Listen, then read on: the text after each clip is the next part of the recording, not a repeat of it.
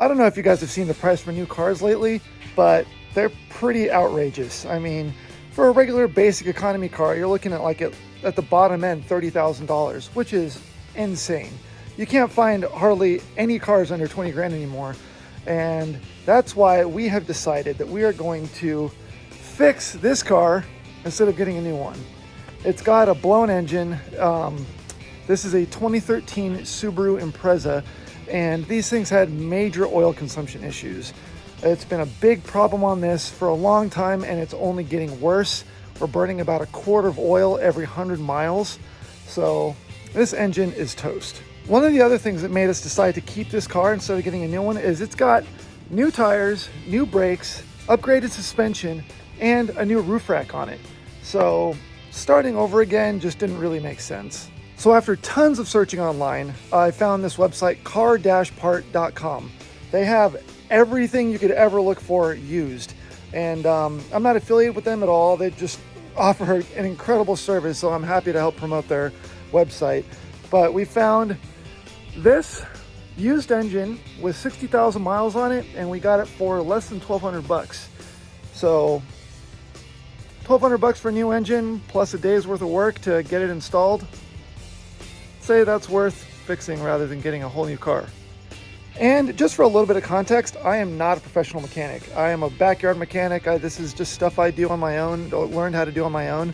So changing this is going to be a little bit challenging, but I have changed clutch before on my car, which is essentially the same exact car. It's a Crosstrek. It's not an Impreza. But, you know, taking the transmission off is just the opposite end of taking a motor off. So how hard could it be, right? And I have done some motor swaps on Hondas back in the day, but it's been, I don't know, like 12 or 13 years since I've done that. So this is going to be as much of a learning experience for me as it is for you. So because I'm not a professional mechanic and I don't have a shop and a plethora of tools, we had to go rent one of these guys. This is Engine Hoist. We rented it from an equipment place down the street. This thing is beefy. It's, I mean, I'm sure this thing could probably pick up a whole car, not just an engine. So I think we're going to be pretty safe in that area. And I've just got all my hand tools from home. You know, basic socket wrench, wrenches, screwdrivers, all that kind of stuff, car jack, jack stands. And yeah, I think that's about it. So what do you say we get started? All right, to get started, basically all we need to do is get this thing jacked up in the air and start draining fluids, oil, radiator fluid, get all that stuff out. Then disconnect the battery, take off the air box, and you know, just so we can get in there, get some of those bits out of the way from the top. Then we need to get in and disconnect the exhaust. And from that point, we've got free reign to be able to reach everything to get this thing pulled out. Get to the motor mounts, take off the transmission. Yeah, easy stuff. It's just nuts and bolts, guys. If I can do it, you can too. Let's get started. Let that go for a minute, and while that's going, we'll disconnect the lower radiator hose and start draining the radiator fluid. Okay, so we're gonna pull this plug instead of pulling the lower hose. Let's see if we can get it to drain from here instead.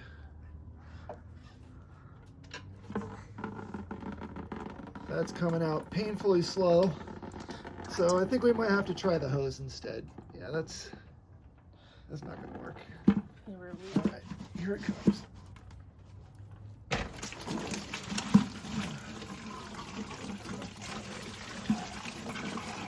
Whoa! Messy. All right, so we gave ourselves lots of room. We got the upper radiator hose out, the battery, the intake tube, and now I don't know if you noticed on the new motor, we don't have an intake manifold, alternator, AC compressor. So we're gonna have to get all this stuff off to transfer it onto the new engine. So we're gonna do that while everything is still bolted in here so nothing moves around. It'll be much easier to take this off now than it will be when the engine is out. So we're gonna start there.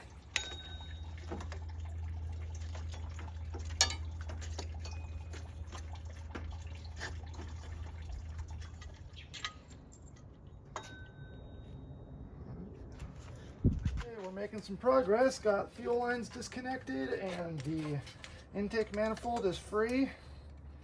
Kind of spilling gas all over the place, but let's get this thing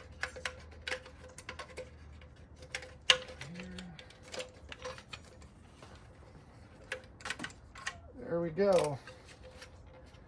Intake manifold is out. All right, we're in the nitty gritty now. Hands are dirty, knuckles are bleeding.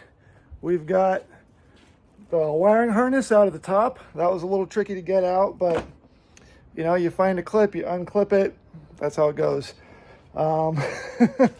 They're easy to find where they go back too, because once you put like the main one in, they kind of start to fall where they're supposed to land, because the wire is only as long as it needs to be to get to where it needs to go.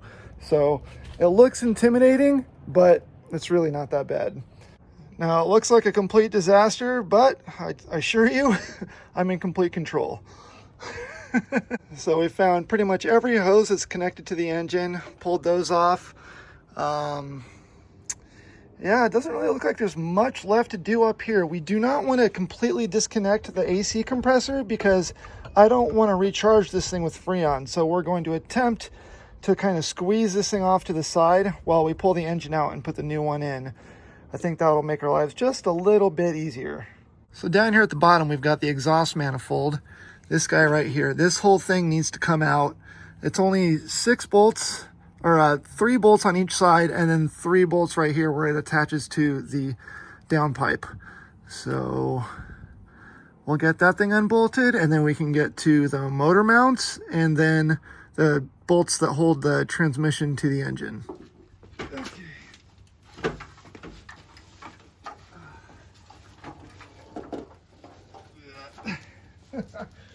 There we go, intake manifold out. Now we can get to the motor mounts. Okay, so we've made some significant progress. It's starting to get a little dark outside. Not too bad yet, but I think we're gonna wrap it up because it's dinner time. But I'll show you guys what I've got done so far. You can tell the engine bay is a lot more empty now. We took out the radiator because I figure we'll need the extra room to slide the engine forward as we're pulling it out. Don't want to damage that. And all the bolts that connect the engine to the transmission are out. You can see we've got the gap here. So once we get the cherry picker hooked up to this, we'll be able to just jimmy this thing off and pull it right out. We didn't have to disconnect the axles or anything to get into any of the bolts. It was a little tight in there, but not that bad. And down here, you can see we still got the exhaust manifold off, but everything else is still pretty much put together. So this really isn't that bad of a job. We started at, I don't know, like noon. It's like almost 5 o'clock now. Just to show you guys some of the stuff that we had to take out of the car. We've got our exhaust manifold, wiring harness, engine bolts, some miscellaneous pieces off the engine, air box, little skid plate thing, alternator, intake manifold, and the radiator. Really not that much. And I mean, because this thing is ready to come out, so putting this thing back together should be a breeze. All right, we're on day 2 of pulling this engine out. I still have a couple little ground cables to disconnect, but then I think we can pretty much get the cherry picker hooked up to this thing and yank it out. All right, let's get started. We've got the cherry picker all hooked up. We've got our mounting locations on the engine. I've got a jack underneath the transmission to help support it while I pull this thing out. And yeah, I think we're ready to pull this sucker. Let's get it.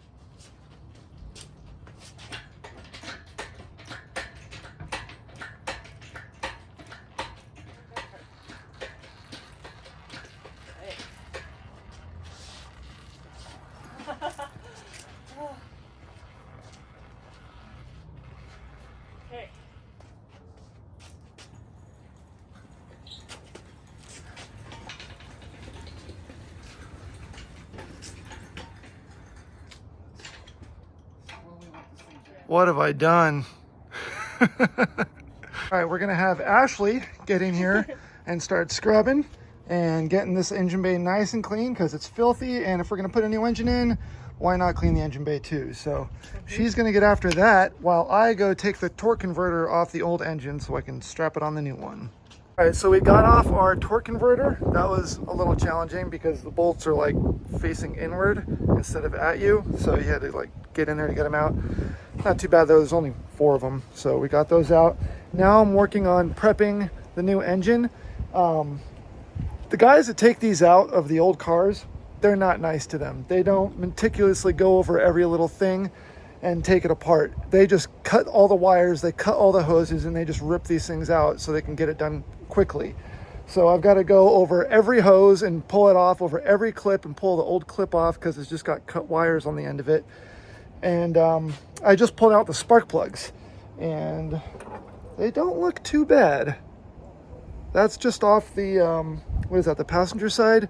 So maybe never changed. So this might have about 60,000 miles on it, but that looks pretty good. On the other engine, it was bad. I mean, like completely soaked in oil. So yeah, let's get the new ones in and keep working.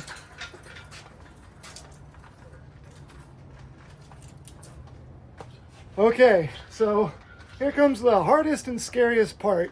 It's getting this thing oriented in here correctly and everything to line up.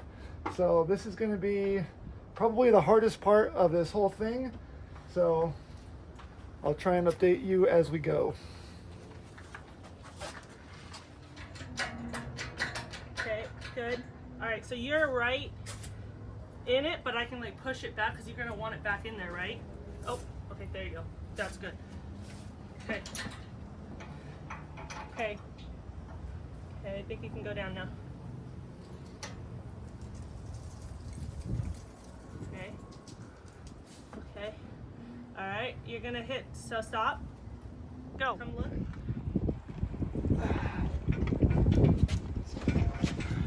Take some elbow grease.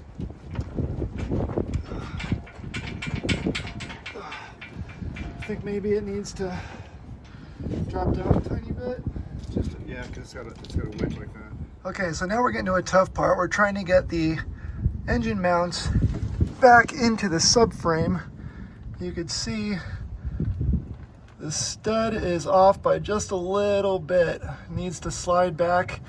So we'll have to jack the engine up and try our best to just smush this thing back a little bit more. We've got the engine seated up against the transmission now. That was not easy, but we're making a lot of progress here. I don't think we're gonna finish today, but at least we got the new motor in, so that's a good start. Well, I was getting really frustrated. Turned out I just needed to go get something to eat because working on cars when you're hungry is no fun. But we got the engine all the way in. It's seated up against the transmission. It's back in the motor mount locations in the subframe. Everything is lined up perfect. Now it's time to just put everything back together, get this thing filled with coolant and oil, and hopefully we'll just start up and drive off.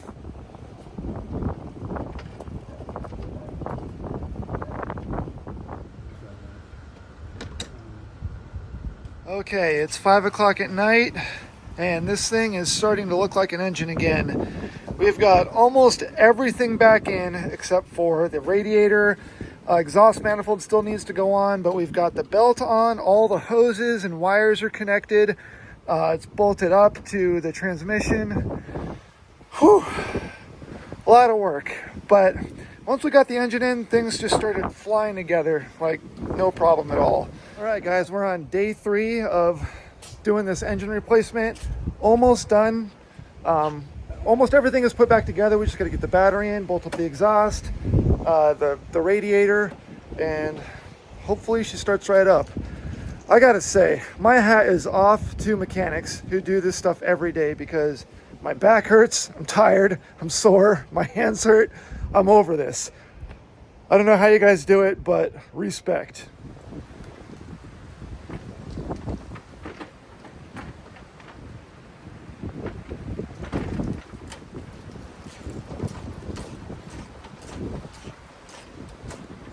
Got ourselves some brand new upper and lower radiator hoses, so let's take these off, stick them on the new shiny ones. Holy cow, we got the battery and the radiator back in, and we're getting closer down below. We've got our exhaust manifold back on. Okay, so we have run into a little bit of a problem. I didn't know that you're supposed to leave the torque converter in there when you pull the engine out. You're supposed to disconnect it from the bottom. and I pulled it out with the engine and a bunch of fluid dumped out. So now I've got to figure out a way to get that torque converter full again. That should be fun. And we are also throwing a code for a camshaft position sensor. I changed both the sensors. I took them off the old engine and put them on this one. Excuse me. And it's still throwing the code. So I have no idea what could be wrong there. I cleaned off the little wiring clips, and that's not helping. So I don't really know what's going on there. Maybe the fact there's not enough transmission fluid in here has something to do with how the engine is running, and maybe that's what's triggering it. I don't know, but we're gonna play with it and try and figure this out. So let's start her up. I'll show you what I'm talking about.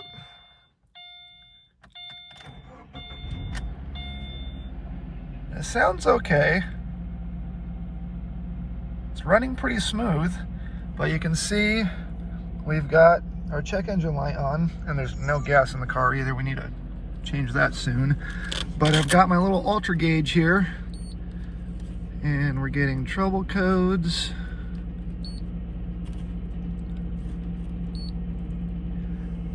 P0366, and I looked it up. That's the camshaft position sensor.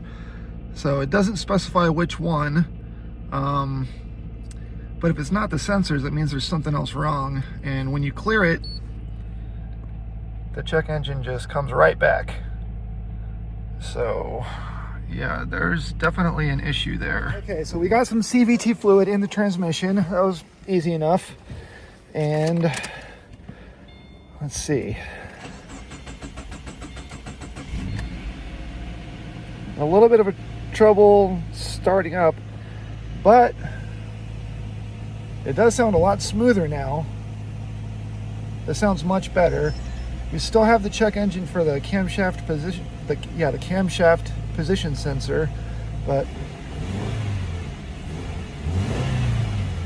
the engine sounds great. I have no idea what this could be, but I'm gonna take this thing off the jack stand, see if I can get the car to move, maybe drive it to the gas station, put some gas in it, because we are on empty, like there are no bars left. So let's go try this out and see what happens.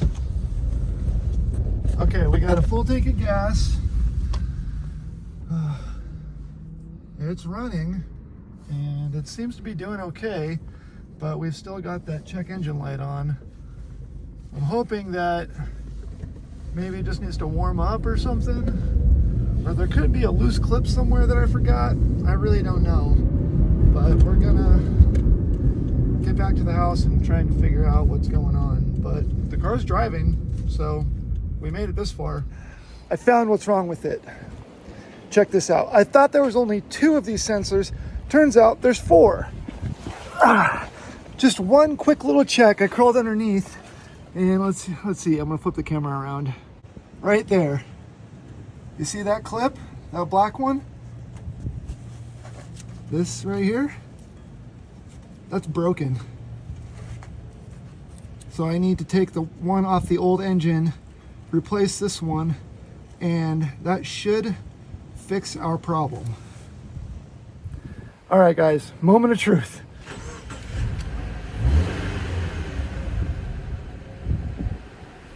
That was it. No more check engine. Success. No more check engine. She is purring like a kitten. Hell yes. Well, you guys, that's it. Engine swap on the 2013 Impreza complete. We are done for the day, and hopefully for a while. But that was definitely an awesome job. I'm so happy it's done though. My girlfriend can now get to work safely and without any worry. This is the best day ever. All right, guys, until next time.